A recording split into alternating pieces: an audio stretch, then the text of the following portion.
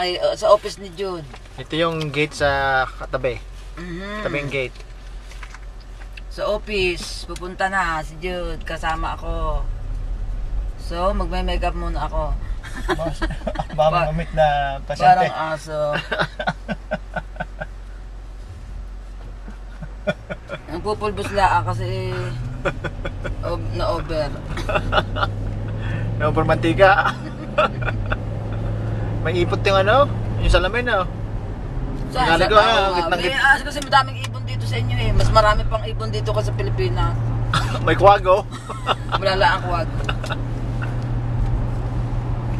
Dapat siya kay titira eh, ano, yung mga kondong yan. Ayaw ni mami masyadong maliit. At saka ano, mainit dyan. Doon yung maganda, maraming puno. Maraming puno.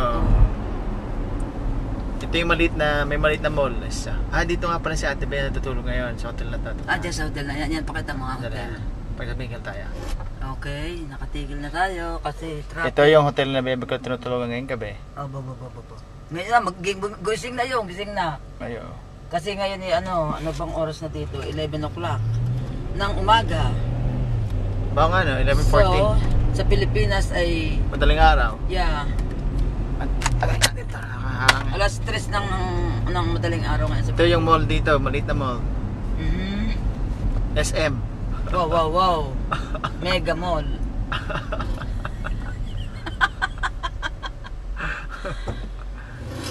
May bundok oh, desierto. Walang puno. Pag naman nakainit, impyerno. Pag nakalamig, ang lamig na lamig. Impyerno naman pag uminit. Buwan ng July o August.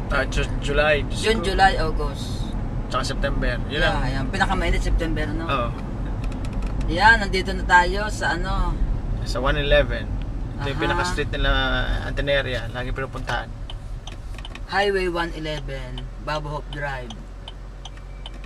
Pupunta ka Less than 3 minutes, nandun na ako sa opisina ko. Sa bahay nila mami. Ano ka ba?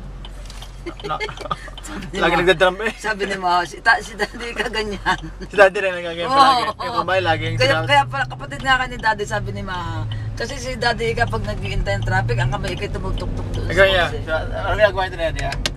Natuktok. Kasi pagka natigil ang traffic, ang kotse namin, nag-iintay kami ng go. Ito ang linis ang daan dito, walang basura. Wow, pupunta tayo sa office. Wow, ba't ibang dinaanan natin? Kanina, dati. Paano mas maganda ang daan? Oh my gosh, dyan ang ganda oh. River. Ang bilis. May yelo na rin doon sa, may yelo na rin doon Saka